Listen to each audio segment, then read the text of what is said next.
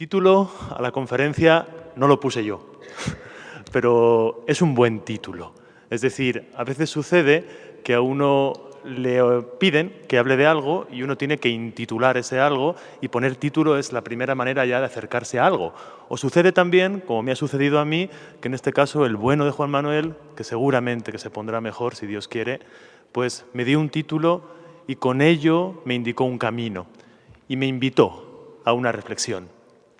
El Cántico de San Francisco, un camino desde el reconocimiento y la alabanza de la belleza para la espiritualidad de nuestro tiempo. Desde que me lo dijo, me he ido convenciendo de que esto es verdad, y es lo que quiero compartir con ustedes. Mi convencimiento, mi convicción de que estas palabras que enseguida vamos a escuchar de Francisco son para nosotros no un mensaje que nos viene de antaño, sino un horizonte que se nos proyecta hacia el futuro. Vamos a escuchar el poema, porque sería una ofensa hablar de las palabras de Francisco sin en un primer momento escuchar al propio Francisco. Vamos a hacerlo, y esta mañana cambié a última hora de opinión, no sé si para bien o para mal. Vamos a hacerlo en la misma lengua en la que Francisco compuso el cántico. Estuve pensando, barajando varias opciones, varias traducciones españolas, la de León Felipe, que es maravillosa, utilizamos en la liturgia, incluso una mía que intenté medio componer así, y me di cuenta de que ninguna, la mía desde luego que no, pero tampoco la del gran León Felipe superaba o podía hacer ver de verdad, hacer escuchar la belleza del cántico de Francisco. Estamos lo suficientemente cerca desde nuestra lengua a la suya, así que creo que no supone mayor dificultad. Y por si la supusiese, les hemos entregado también una hojita donde pueden encontrar el texto. Vamos a escuchar el Cántico de las Criaturas o el himno del hermano Sol, que dice así: Altissimo, onnipotente, bon Signore, tu es sole laude, la gloria, el onore et onne benedizione. A te solo, altissimo, se confano, et nullo uomo ene dignu temen tovare. Laudato sii, mi Signore, cum tutte le tue creature, specialmente mesor lo frate sole, lo qual è giorno, et allumine noi per lui. Et ellu è vellu e radiante cum grande splendore. De te, altissimo, porta significazione. Laudato sii, mi Signore, per sora luna e le stelle. In cielu l'hai formate clarite, et preziose, et belle. Laudato sii, mi Signore, per frate vento, et per aere, et nubilo, et sereno, et onne tempo, per lo quale a te, tue creature, dai sustentamento. Laudato sii, mi Signore, per sor'acqua, la quale è molto utile et umile et preziosa et casta. Laudato sii, mi Signore, per frate focu, per lo quale en allumini la nocte, et ello è bello e giocundo et robustoso et forte. Laudato sii, mi Signore, per sora nostra madre terra, la quale ne sustenta et governa, et produce diversi fructi con coloriti flori et erba. Laudato sii, mi Signore, per quelli che perdonano per lo tuo amore, et sostengono infirmitate et tribulazione. Beati quelli che sosterranno in pace, cada te altissimo siranno incoronati. Laudato sii, mi Signore, per sora nostra morte corporale, dalla quale nullo uomo vivente può scappare. Guai a quelli che morranno nelle peccata mortali. Beati quelli che troverà nelle tue sanctissime volontati, che la morte seconda non la farà male. Laudate et benedicete mi Signore et ringraziate, et serviateli cum grande humilitate. Bueno, estas palabras de hace 800 años parece que son capaces todavía de tenernos unos minutos en silencio, concentrados y atentos ante ellas, lo cual es un milagro. Francisco de Asís compone el Cántico de las Criaturas, lo acabamos de escuchar, el Cántico del Hermano Sol, el Laudes Creaturarum. Cualquiera de los títulos en cualquiera de las lenguas en que los mencionemos son maravillosos. Anuncian y contienen la maravilla que el propio poema es y anuncian y contienen lo maravilloso que es el hombre que está detrás de ellas. Para comprender bien, para captar bien este poema, yo les pregunto a ustedes si lo mejor, quizás no hay otro camino, pero quizás no es ser mejor camino, si lo mejor es intentar explicar con palabras estas palabras. Me explico. Tengo la duda de si ante determinadas realidades del mundo, como este, el lenguaje no se queda en un lugar muy previo, el lenguaje no se nos queda corto. Todos tenemos esta experiencia. Fundamentalmente creo que ante el dolor, dice un poeta de nuestros días, aunque murió, pero sigue vivo, los poetas no mueren, dice Jorge Guillén, llega el dolor y las palabras no dicen nada, arden. El lenguaje ante el dolor no dice, arde, se convierte en fuego, en otra cosa. Ante la belleza y ante el mundo, que es lo que Francisco pone delante de nosotros, yo creo y estoy convencido de que el lenguaje no es lo mejor ni el único camino que tenemos. Ante este poema, que es más que un conjunto de palabras, que es una especie de representación en sí misma, de mundo metido en el mundo, quizás necesitaríamos otros actos, otros instrumentos para entenderlo bien. Acabamos de escuchar, y ahora vamos a hacerlo de una manera un poquito más lenta también, ¿no? Una sinfonía entonada por el sol, por la luna, por las estrellas, por el fuego, por el agua. Y quizás para entender esto, lo que tendríamos que hacer era ponernos a bailar, por ejemplo. Levantarnos y movernos y bailar, o salir fuera y sentir el frío, o mirar las estrellas, o hacer imagen afectiva de qué significa el sol en la piel de uno. Es decir, un acto distinto, un acto que nos pusiese más cerca de la experiencia que está verdaderamente cerca y sosteniendo estas palabras. Alonso Shekel, el padre Alonso Shekel, jesuita, gran biblista, dice lo mismo cuando trata de comentar un salmo. Y él no se reprime de decir, y nos lo deja escrito, lo siguiente: maldición tener que comentar palabras con otras palabras. Maldición, diría yo, tener que añadir tristes glosas encima a Francisco, que odiaba las glosas y que optaba por la experiencia directa y desnuda. Pero es lo que tenemos, el camino del lenguaje. Francisco habla de las criaturas, habla a las criaturas y habla a través de las criaturas. Y eso lo hace porque Francisco mismo es criatura. Esta palabra es maravillosa, la palabra criatura. Como tantas palabras cotidianas, esconden detrás de su uso normal un milagro todavía no mancillado por nuestro empleo.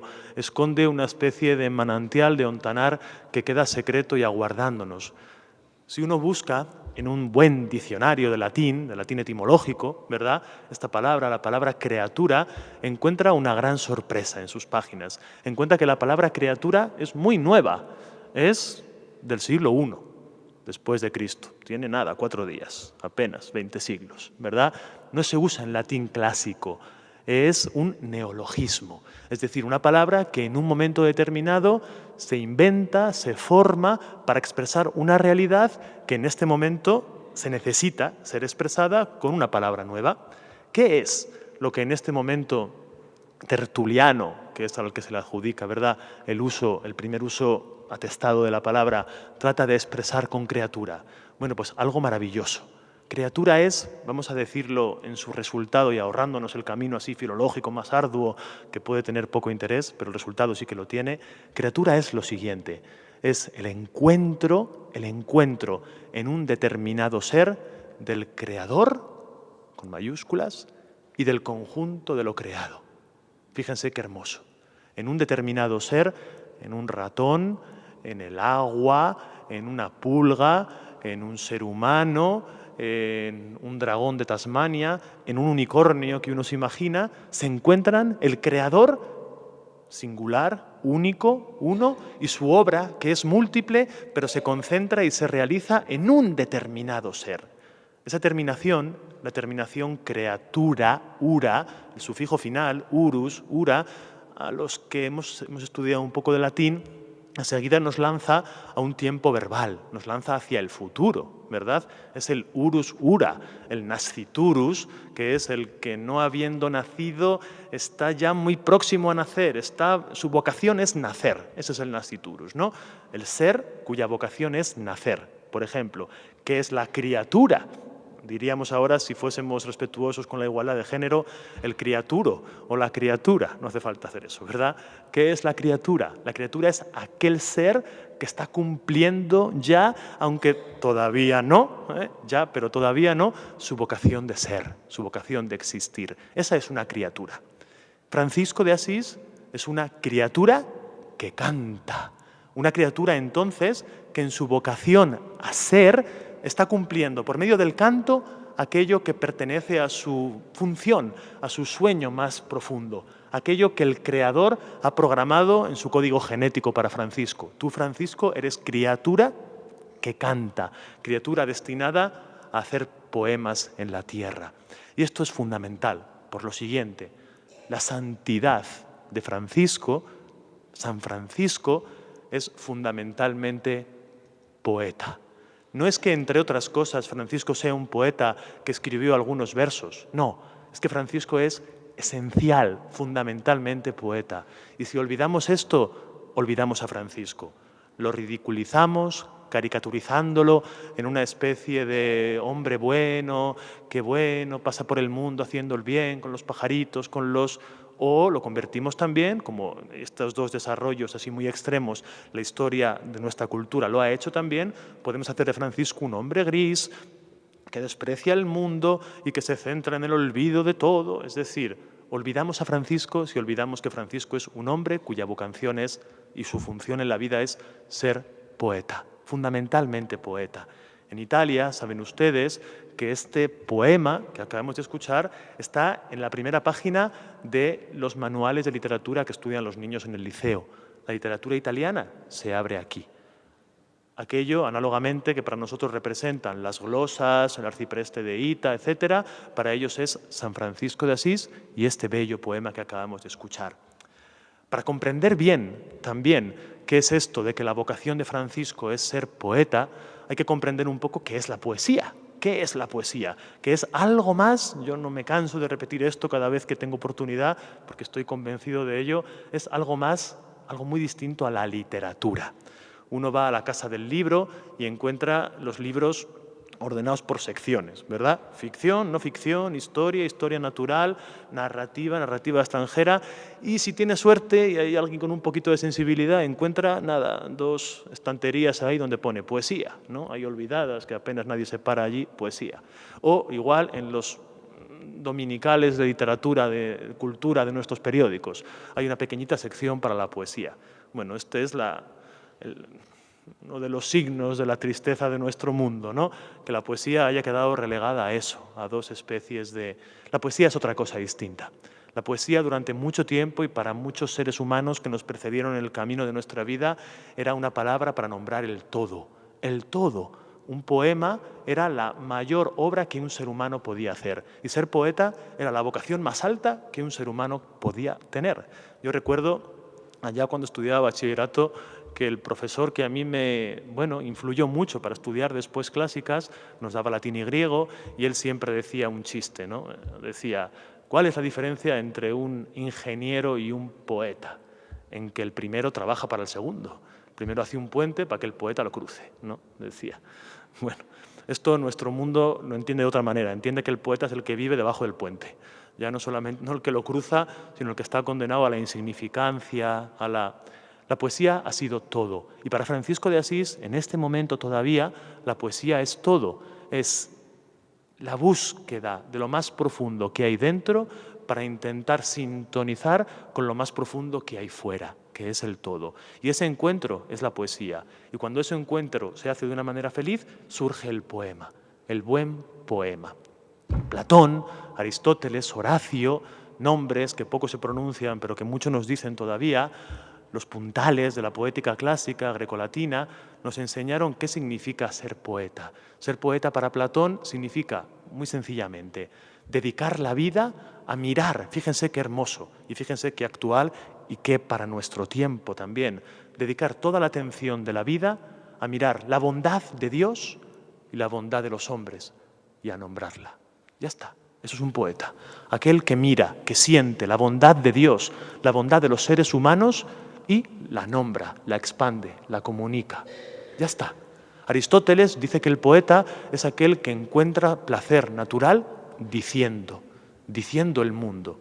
Horacio dice que el buen poema es aquel, y en este poema de Francisco esto existe, es aquel en el que encontramos una feliz expresión latina, la cálida iunctura, es decir, el ensamblaje, la unión de dos palabras que nunca antes habían coincidido en el mundo, pero aquí coinciden y se produce una cálida, que no tiene que ver con el calor, sino con los callos de la mano, la cálida iunctura, es decir, aquello que por fuerza de trabajar ha sido capaz de componer, la cosa bien hecha. En este caso, el encuentro feliz de dos palabras que son resultado de la búsqueda feliz y honrada de un ser humano. Ese es el buen poema. Aquí encontramos varias cálidas iuncturas, también, encontramos, las iremos viendo, felices encuentros que no son invenciones, sino encuentros de palabras, adjetivos y sustantivos que, habiendo estado dispersos mucho tiempo durante el mundo, aquí se han encontrado, se dan la mano y se nos ofrecen y nos abren, atención, un camino para vivir mejor, para vivir más hondo. Esto es lo que Francisco nos regala, lo que Francisco nos lega como todo poeta verdadero.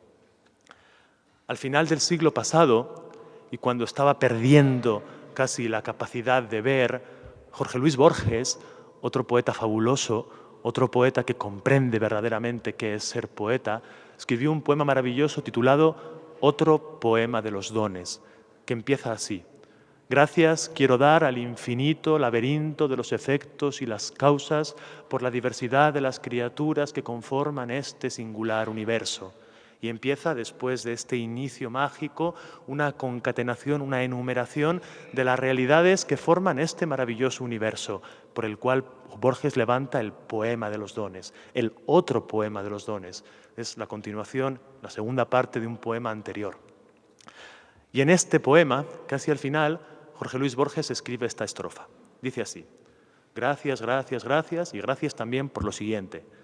Por Whitman y Francisco de Asís, que ya escribieron el poema, por el hecho de que el poema es inagotable y se confunde con la suma de las criaturas y no llegará jamás al último verso y varía según los hombres. Borges nos dice que ha habido dos seres humanos que ya han escrito no un poema bonito, no un maravilloso poema, sino el, con artículo determinado, el poema.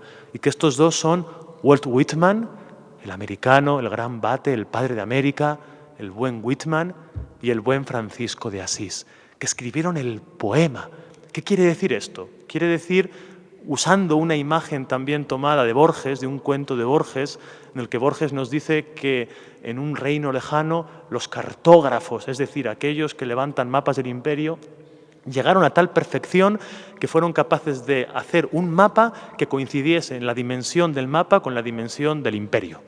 Imagínense ustedes esto, ¿no? Un mapa que fuera tan grande como el mismo imperio. Claro, por un lado no sería ya mapa, sería el mismo. Yo quiero hacer un mapa del Everest y para hacer un mapa del Everest hago un mapa que ocupa el mismo espacio del Everest, ¿no? Es una paradoja, nos mete en la paradoja, pero para hacernos ver la perfección. En este caso, ¿qué es lo que Francisco escribe? ¿Qué es lo que Francisco hace? Usando, qué mal verbo, acudiendo a otro poeta, entendemos muy bien que lo que Francisco hace es convertirse él mismo en el poema. Esto nos lo dijo Jaime Gil de Viedma, poeta que también pasó algunos años de su vida aquí en Salamanca y dijo al final de su vida, truncada vida por la enfermedad, nos dice Gil de Viedma, que durante muchos años había soñado con ser poeta y al final comprendió que lo que quería verdaderamente ser era poema. poema.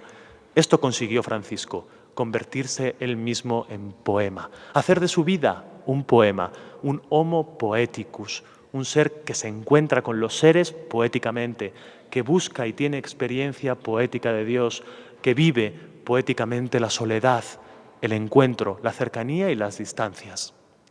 Es fundamental comprender que este poema, el cántico de las criaturas, lleno de luz, lleno de seres, lleno de maravillas, está escrito por un hombre ciego, un hombre que apenas ve, tiene conjuntivitis tracomatosa, un dolor profundo en el nervio óptico que le oprime, que ha tenido que provocarle diferentes tratamientos médicos, cauterizaciones incluso muy agresivas, y que ha sumido a Francisco en un dolor corporal enorme. Esto desde el punto de vista físico. Es fundamental comprender que este poema que exalta el mundo y que nos llena de ganas de vivir está en su mayor parte compuesto por un hombre sumido en la depresión y en la noche oscura.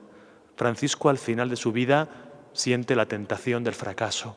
Piensa que su vida no ha valido la pena, que se ha equivocado, que no ha sido fiel a la vocación, que ha errado el camino, que sus hermanos han malinterpretado y malintencionadamente han tergiversado su intuición original, que aquel, su sueño por la pobreza, se ha convertido en hermanos que son catedráticos en París, que buscan los primeros lugares en la iglesia, que buscan las púrpuras, las mitras, que reclaman conventos como los de los monjes. ¿Por qué no nosotros también tenemos derecho si somos tantos y tales? Es decir, un Francisco despreciado al cual le han pedido que se aparte del liderazgo carismático de la comunidad y que ha ido a buscar soledad en los bosques, en la naturaleza, en el monte Albernia, ese monte que era, fíjense qué hermoso, el sueño de un hombre pobre, la única posesión que Francisco tenía en la tierra. No quiso tener nada, pero aceptó ser dueño de un monte, el monte Alberna, que es otra manera de decir que el que no tiene nada tiene el todo, que el que a todo renuncia, todo le llega. En este momento final, triste, oscuro, de la vida de Francisco se compone este poema. Y convendrán conmigo en lo siguiente, de que así el poema suena distinto, de que esto no es un canto hippie a la creación, de que no es una felicidad sentida en una mañana primaveral, de que no es simplemente el contacto sentimental con la belleza del mundo, sino que aquí hay algo más. Quien sabe esto, quien ubica, quien encuentra este Sitz im Leben, quien es capaz de decir aquí y así se escribió este poema, por fuerza siente la atracción todavía más profunda hacia lo que está aquí.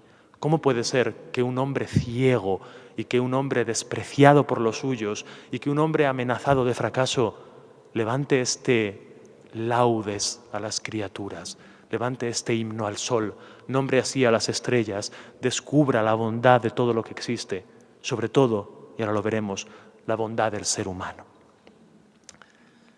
Hace unos días, apenas una semana, murió otro poeta. Los poetas mueren, pero se quedan con nosotros. Murió Leonard Cohen. Seguro que lo hemos escuchado y lo hemos visto en los periódicos. Maravilloso poeta, Leonard Cohen, que a su manera también, y en su momento, escribió de nuevo el poema. Tiene una canción, Cohen, entre las muchas canciones maravillosas, poéticas que tiene, que se titula Anthem, himno en inglés. Y dice, en el estribillo de la canción, dice lo siguiente: Ring the bells that still can't ring, forget your perfect offering. There is a crack in everything. That's how the light gets in. Toca las campanas que todavía pueden sonar. Olvida tu ofrenda perfecta. Hay un agujero en todo, pero en ese agujero, a través de ese agujero, es por donde penetra la luz. A través de ese agujero es por donde penetra la luz. Estamos muy cerca. Lo que Francisco intuye, lo que Francisco vive y lo que Francisco expresa, y lo que Leonard Cohen en esta canción intuye, vive y expresa, es lo mismo. A través de la condición limitada, falible, llena de dolor del ser humano, a través de ese hueco, de ese crack, de ese agujero, a través de ahí llega la luz. A través de ahí penetra la luz. Y el que no sea capaz, en primer lugar, de reconocer, pero en segundo lugar, sobre todo, de aceptar e integrar gozosa, evangélicamente, la existencia de este agujero en la propia vida, no será capaz de vivir, no será capaz de encontrarse con la realidad, no será capaz de convencerse de que él mismo es criatura convocada, vocacionada, llamada al encuentro profundo con las otras criaturas. La gran tentación de la vida de Francisco fue la perfección. La perfección. Si algo le amenazó, fue el ser perfecto. En su juventud, nos lo cuenta Tomás de Celano y sus biógrafos primitivos, esa tentación estuvo revestida con una forma juvenil. La tentación de ser el más aplaudido, el más aclamado, el más deseado, el más querido, el más imitado, de ser el mejor caballero, de ser el más luchador, de ser el más envidiado.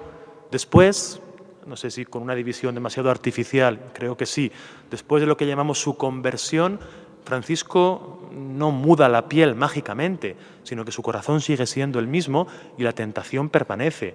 Y aquel que ha querido ser el más aplaudido quiere ser el más pobre. Aquel que ha querido ser el mejor caballero quiere ser el mejor hermano menor.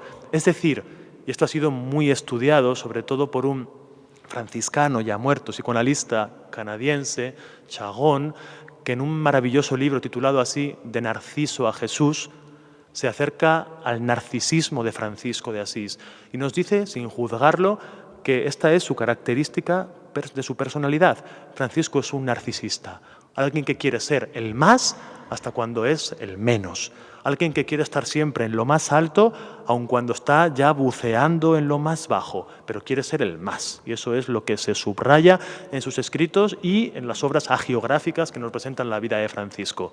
Un narciso, un narciso.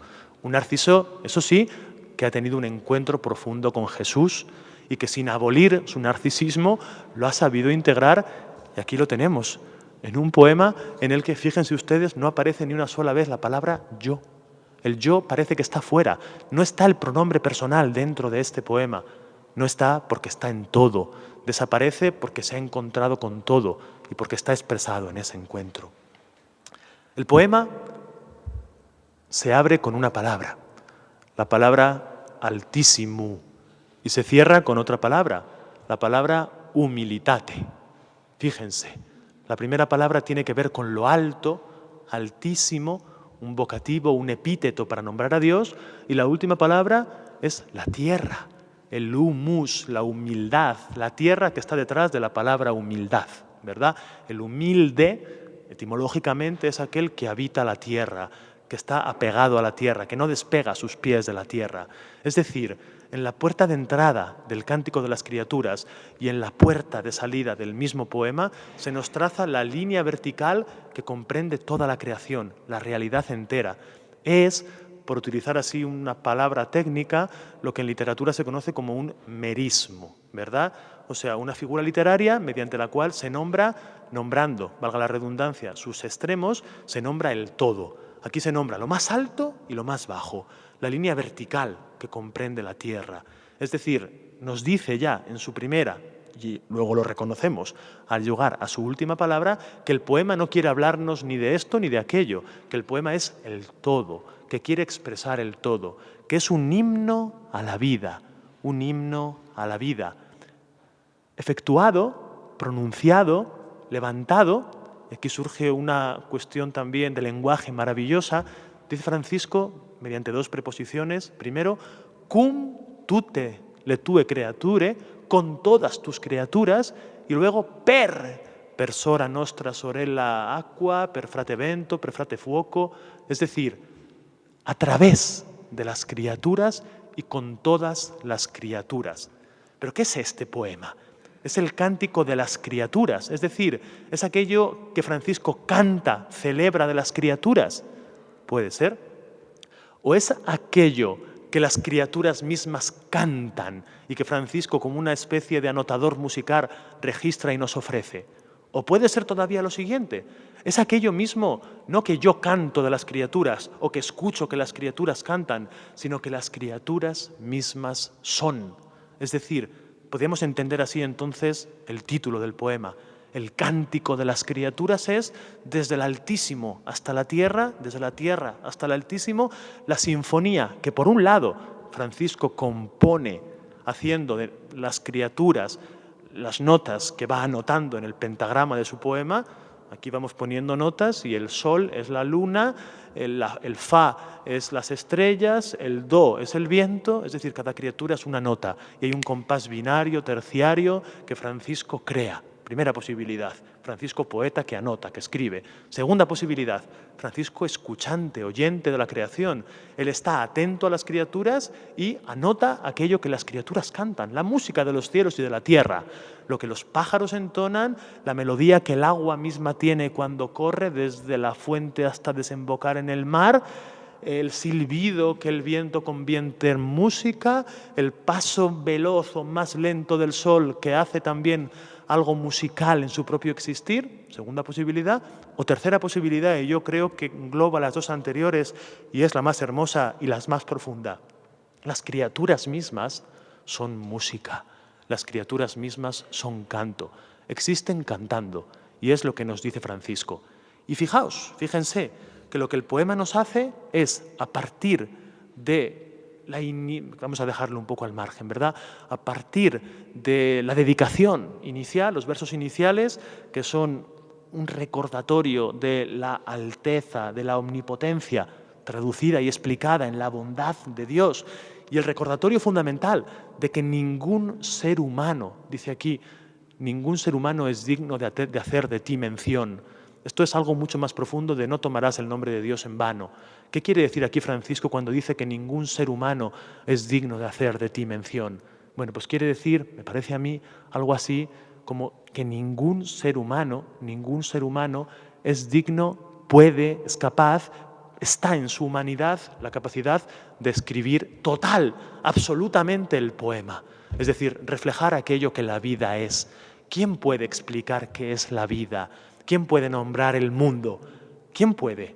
Una tentación de nuestro mundo cientificista es haber caído en la trampa de pensar que sí podemos. Yo cada vez me alarmo y me horrorizo y me da más miedo cuando escucho, y no en pseudo periódicos, sino en periódicos nacionales, ¿no? Y en las así llamadas secciones de ciencia o actualidad, a científicos que pretenden hablarnos de la posibilidad humana de dilatar la muerte hasta los 500 años, de, bueno, unas cosas, es decir, de esto o contra esto nos está previniendo ya Francisco. Nos dice a los seres humanos, nos recuerda que ninguna criatura puede contemplar y cifrar la totalidad de las criaturas. Ninguno. Y esto, aparte de que es verdad, es el truco poético del cual se usa Francisco, del cual se sirve Francisco para permitir dar el siguiente paso, que es hacer hablar a sus criaturas, dejar que las criaturas hablen y que las criaturas nos digan quiénes son ellas, quiénes son ellas. ¿Quién es el hermano Sol? El hermano Sol es bello, es radiante, tiene gran esplendor y lleva significación del Altísimo. Es decir, quien mira al sol encuentra belleza, encuentra fuerza, encuentra grandeza, pero encuentra como en una especie de explicación, en un vocabulario, en un diccionario, encuentra significado de quién es Dios. Esto, a pesar de que es antiguo y de que ya está en culturas muy anteriores a Francisco, desde el himno al sol de Akenatón hasta poemas bíblicos en el cual el sol y Dios están muy cerca y en la vida del sol está expresada la vida de Dios, aparte de que esto es así, de alguna manera Francisco lo inventa, lo ve por primera vez. Hay una cosa muy interesante en la adjetivación que Francisco utiliza, lo tienen ustedes en el poema, lo pueden ver después, la utilización que Francisco realiza de los adjetivos, y es a qué dedica cada adjetivo, por qué llama a cada cosa con el adjetivo con la cual la llama, ¿no? Y es muy hermoso que un hombre ciego, recordemos, ciego, con el nervio óptico oprimido, apenas ve, ciego por fuera, ciego por dentro también, llama bello al sol, llama bello al fuego, llama bello a las estrellas, es decir, llama bello a las fuentes de luz. En el poema, la fuente de luz, en esta triple vía, ¿no? El fuego, el sol, las estrellas, tienen un protagonismo fundamental. Francisco es un enamorado de la luz, el que ha tenido la suerte y seguro que aquí somos varios los que hemos tenido esa suerte de caminar por los caminos de la Umbría, por recorrer algunos de los senderos que Francisco recorrió en Asís, comprende bien esto. Comprende bien que ese sol sedujo y enamoró a Francisco y que esa ternura en este propio tiempo con que la luz se reparte en los árboles de la Umbría nos dice algo de qué es la verdadera belleza. Y hay algo importante también, fíjense, Francisco, el que se queda ciego, sabemos por sus biógrafos también que Francisco empieza a perder la vista cuando viaja a Oriente, cuando tiene el sueño de ir a Tierra Santa para convencer a los cruzados de su error e intentar llevar otro camino, el camino de la paz en vez del camino de las armas. Francisco no puede llegar a Jerusalén, pero llega a Egipto, llega a Damieta y tiene un encuentro allí con el sultán, con Melek el Camel, un encuentro de paz. Quizás la versión que tenemos está un poco, bueno, pues agiografiada y tenemos una transmisión como la que se nos hace, un poco engrandecida y llena de símbolos, pero parece ser que ese encuentro fue real, que el santo se encontró con el sultán y que hubo una atracción mutua, que hubo un reconocimiento mutuo del valor del diferente, que Francisco en el musulmán ve a Dios y que el musulmán en Francisco reconoce y ve a un hombre de Dios también. Y es maravilloso comprender esto. Son las paradojas maravillosas del destino de la vida también, que Francisco, yendo a Oriente, es decir, al Orior, al lugar donde nace el sol, el Oriente, pierde la vista. Se queda ciego en Oriente. Buscando luz, buscando paz, pierde la vista. Pero ojo, no pierde la capacidad de ver. No pierde la capacidad de ver. Quizás la gana. Y quizás todo esto que Francisco aquí nos dice tiene mucho más valor precisamente por esto, porque está pronunciado por un hombre ciego, por un hombre que ha ido a Oriente buscando la paz, buscando el encuentro con el diferente, tratando de deponer las armas y de encontrar el encuentro, el valor de la palabra y del abrazo de un hombre con otro hombre. Es fundamental que al sol, y a partir de al sol, a todas las criaturas que Francisco va elencando, va nombrando, Francisco las llama hermano y hermana. Hermano sol, hermana luna, hermanas estrellas, hermano fuego, hermana agua. ¿Qué hay aquí? Aquí hay algo mucho más profundo que un apelativo sentimental, algo mucho más que un intentar ser cariñoso o políticamente correcto. Hay algo mucho más que eso. Para comprender esto bien, quizás tendríamos que ir al libro del Génesis y comprender, como nos lo explica Génesis, qué es ser hermano. ¿Qué le nace a Caín cuando le nace el hermano Abel? ¿Qué significa que una criatura tenga a otra criatura como hermana? Lo que sabemos es que entre los hermanos hay un vínculo que es la consanguineidad. Y sabemos que la consanguineidad, y ahora lo sabemos además porque la genética y nuestra ciencia moderna nos lo explica de otra manera, no de manera más profunda que Francisco, de otra manera, no mejor, de otra manera. Nos explica que dos hermanos son aquellos que, siendo diferentes, porque no son clones, comparten mucho, están vinculados genéticamente en no sé qué tanto por ciento de lo que sea, ¿verdad? Bien, esto lo ha entendido Francisco. Cuando Francisco llama al fuego hermano, lo que reconoce, nombra, expresa y nos regala es esta intuición y esta convicción de que entre él y el fuego hay diferencia. Él no es fuego, el fuego no es él, pero hay vínculo de consanguineidad. Es decir, la belleza, el esplendor y la capacidad que el sol tiene de llevar significación de quién es Dios, no la tiene el sol por ser una luminaria muy lejana y muy potente, la tiene el sol en cuanto criatura, es decir, en cuanto a aquello que el mismo Francisco es.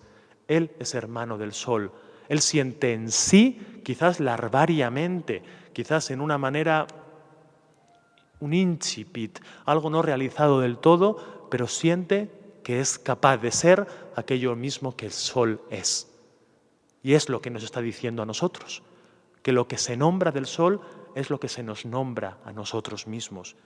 Lo mismo con lo que se nombra de la luna y de las estrellas, que son, en la estrofa siguiente, luz en la noche.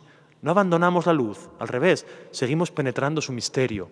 Luz en la noche, las luminarias del cielo oscuro, la luz en la noche, aquello que el ser humano más necesita. Luz en la noche, aquello que todos anhelamos, aquello ante lo cual, cuando lo encontramos, todos reconocemos como dice aquí Francisco, mediante un adjetivo, la existencia de un tesoro, de un tesoro. Francisco las llama a las estrellas y a la luna preciosas. Y precioso es lo que tiene valor, lo que tiene un precium, un valor, lo que está troquelado y tiene valor. Ese es el tesoro, aquello que tiene algo incalculable, que está en un joyel, en una especie de cofre. Hay que abrirlo con llave y con cuidado, pero cuando se nos da de veras y nos cambia la vida. Como en la parábola evangélica, y el hombre aquel que encuentra el tesoro, cava, busca, deja todo, porque lo ha encontrado todo. Aquello que estaba escondido, pero estaba. Lo mismo que Francisco ve en el cielo. No se ve, pero está. Hay días en que no se ve, pero siguen estando ahí las estrellas. Son preciosas, están en su cofre, se nos ofrecen, se nos regalan, son nuestras.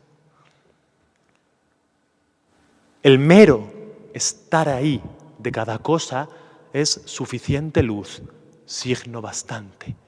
El mero estar ahí de cada cosa es suficiente luz, signo bastante. Así habla Eloy Sánchez Rosillo, un poeta de nuestros días, murciano, fabuloso poeta, así habla del mundo. Lo mismo que Francisco intuye y que nos dice, que a las cosas, a las criaturas, no hay que pedirles nada. No hay que buscar en ellas nada más que aquellas cosas que las criaturas, por el mero hecho de estar ahí, ya son. Ser suficiente luz, signo bastante. Rilke, para entender a un poeta, lo mejor que tenemos que hacer es preguntar a los otros poetas. No nos salimos de ahí, no estamos fuera. Si para entender a Francisco buscamos en Rilke, en Rosillo, en Hölderlin, en Borges, en quien sea, en los hijos de la luz. Si estamos en su familia, estamos todavía escuchando a Francisco.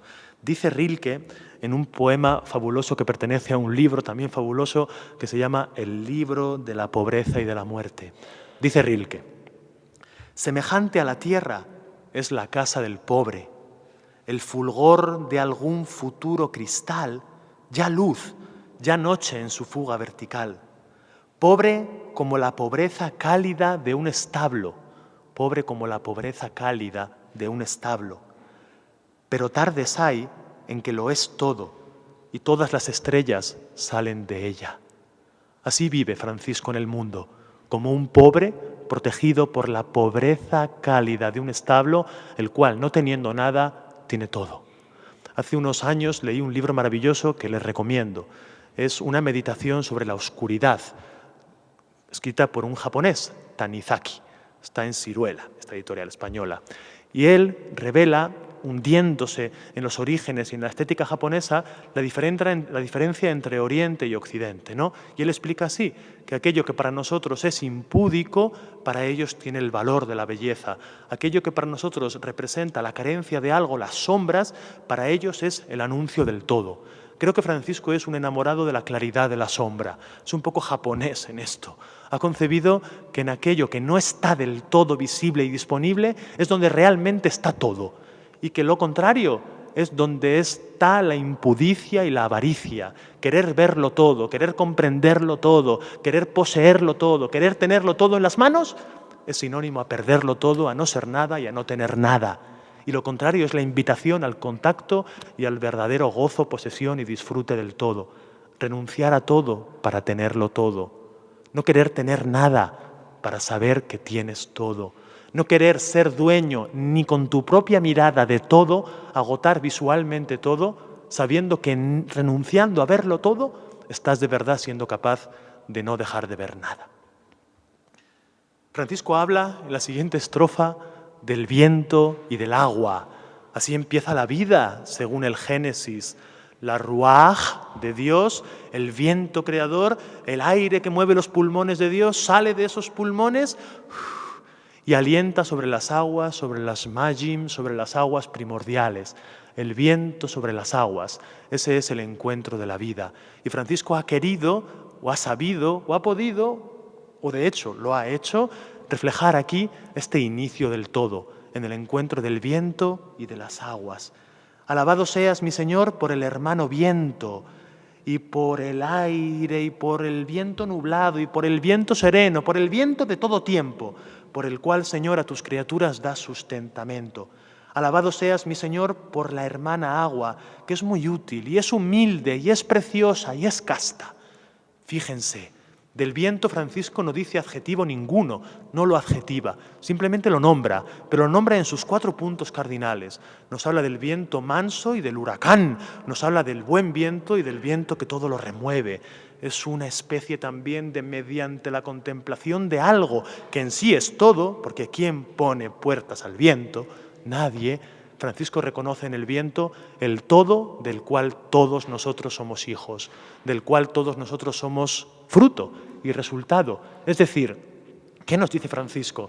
Nos dice que las criaturas, ustedes que están aquí sentados escuchando esto, yo, todos somos hijos del todo. Tenemos todo dentro de nosotros. Nuestra vocación es la vocación más alta, la del encuentro con todo. El ser humano, dice el judío de sí mismo, la espiritualidad judía, es aquel que renuncia, esto ya no vale después del 48, pero renuncia a la pequeña posesión de un terruño para saberse poseedor de todo. Algo así ha intuido aquí Francisco también, y algo así celebra y comunica, que en este viento que es todo está el todo que todos nosotros somos también. Y es maravilloso, quizás les confieso aquello que a mí más me conmueve del poema, los adjetivos que Francisco regala a la hermana agua, los adjetivos que la hermana agua le regala a él y que Francisco nos regala a nosotros. Nos dice que el agua es útil. Esto bien, lo entendemos todos cuando tenemos sed, ¿verdad? O cuando tenemos que regar. Nos dice que el agua es humilde. Esto tiene mucho que ver con la etimología otra vez de la palabra humilde, humus, tierra. Hay una conexión profunda entre el agua y la tierra, agua y tierra, tierra y agua. En ese encuentro estamos nosotros. El agua se retira para que aparezcan las playas, el agua se filtra por debajo de la tierra y tiene una vida oculta, escondida debajo. Es la vida del agua, el agua invisible, más profunda, más necesaria que el agua incluso de los océanos. Somos 90% agua y el mundo es 90% agua. Y sobre todo agua no visible, pero existente y estante también. Pero es humilde, es preciosa. Es decir, algo tiene que ver con la luz también el agua. Refleja, sin serlo, el agua es una luminaria. Nos muestra el rostro, nos espeja. El agua nos espeja quiénes somos también. Pero atención, y esto es maravilloso, maravilloso absolutamente, el agua es casta, casta. ¿Por qué el agua es casta? ¿Cómo ha intuido Francisco esto? Francisco no ha hecho ningún curso de fenomenología, no ha estudiado filosofía profunda, ni ha hecho, yo creo, que biología molecular tampoco. No conoce las propiedades de la tabla periódica. Francisco se ha sumergido, desnudo y vestido, muchas veces en el agua, y ha tenido una relación profundamente creatural y cercana con el agua. Y Francisco ha sentido la relación, el toque suave que el agua tiene hacia él y tiene hacia todos nosotros. Y el agua, fíjense lo que nos hace cuando nos baña, cuando nos limpia, cuando permite que caminemos sobre ella, cuando permite que nademos dentro de ella, que buceemos en ella. El agua nunca nos posee. El agua por eso es casta. Se da sin dejar de ser fluida, se da y se entrega y nos gobierna y nos es todo y se convierte en nuestro medio de vida, pero sin materializarse.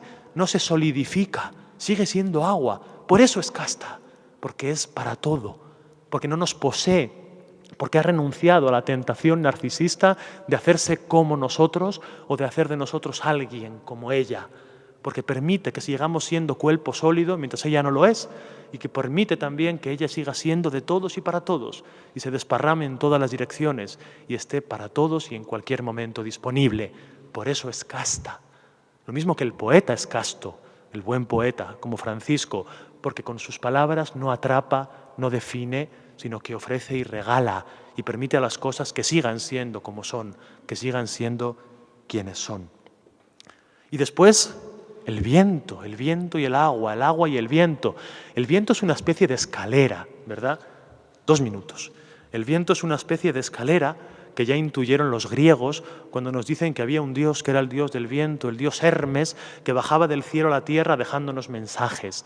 También intuye Francisco esto, que el viento lleva significación de Dios y que sembrando, polinizando, germinando, regalando vida, regala a Dios, regala a Dios.